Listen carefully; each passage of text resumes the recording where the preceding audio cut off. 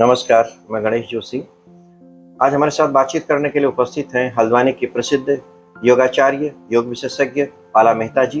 वो 20 वर्षों से योग सिखा रही हैं और आइस योग केंद्र नाम से एक संस्था संचालित करती हैं। आज बात करते हैं, बहुत गर्मी है। गर्मी में लोग कहते हैं कि योग से और गर्मी हो जाएगी। ऐसा नहीं है। तमाम ऐसे आसन हैं जो योग करने से गर्मी से भी निजात पाई जा सकती है। आखिर वो आसन क्या है, इस पर बातचीत करेंगे। बातचीत करने के लिए पाला मेहता जी का स्वागत है। गर्मी से निजात पाने के लिए कौन से आसन होते हैं और उन आसनों को किस तरह से किया जाता है, गर्मी में क्या दिक्कतें होती हैं, इनके बारे में आप थोड़ा सा बताएं।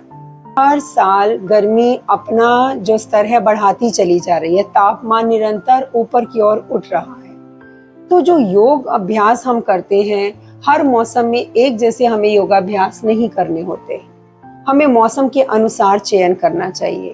आजकल आप देख रहे हैं, लू चल रही है, गर्म हवाएं हैं, शरीर का तापमान भी ऐसे में बढ़ जाता है। हीट स्ट्रोक के आप केसेस बढ़ जाते हैं अस्पतालों में, और हमारा पाचन खराब होने लगता है। आंखों में जलन, हाथों पैरों में जलन, एसिडिटी बढ़ जाना, वात पित्त दोनों आपके कुपित होने लगते हैं इस समय।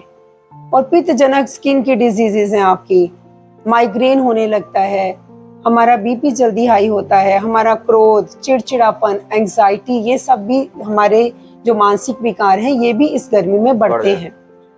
तो इसके लिए हमारे योग के अंतर्गत 2 प्राणायाम बहुत ही रामबाण का काम करते हैं।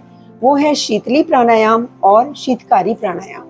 शीतली प्राणायाम में अगर मैं उसकी विधि पर बात करूं तो जीभ को थोड़ा सा होठों के बीच में लाकर उसको यू के आकार में मोड़ते हुए मुंह से श्वास को खींचना है, कुछ सेकंड अंदर रोकना है और नासिकाओं के द्वारा श्वास को बाहर निकाल देना है। इसको आप प्रतिदिन कम से कम 20 बार अवश्य करें।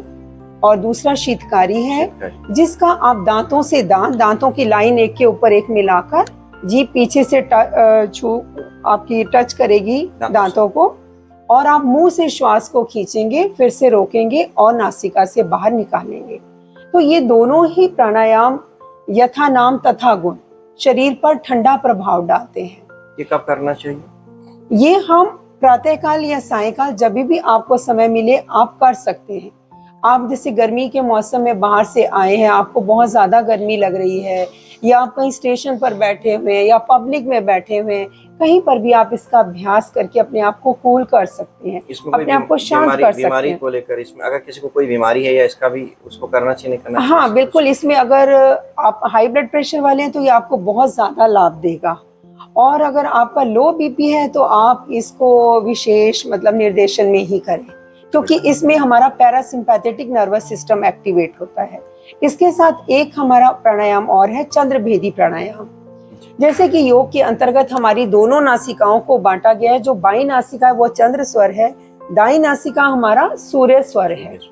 तो चंद्र स्वर जो है ये शीतलता देता है, शरीर के सारे कार्यों को, भावनाओं को, मन को शांत करता है, हमारे पैरासिम्पैथेटिक नर्वस सिस्टम को एक्टिवेट करता है, जिससे हमारे पाचक रस भी निकलते हैं, हमारी भूख भी लगती है और हम खाना भी हमारा अच्छे से पाचन हो जाता है।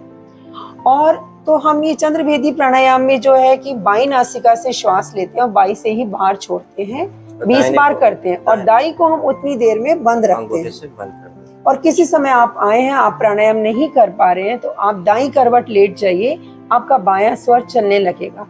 ये एक बहुत बड़ा विज्ञान है, डिटेल में हम फिर कभी बात करेंगे। अभी हम इसका संबंध सिर्फ गर्मी के वातावरण से लेकर चल रहे हैं। तो आप अधिकतर समय दिन में कम से कम 12 घंटे आपका बायां स्वर आज के समय में इस वातावरण में चलना चाहिए, जिससे आपके शरीर का जो तापमान है वो सम बना रहेगा।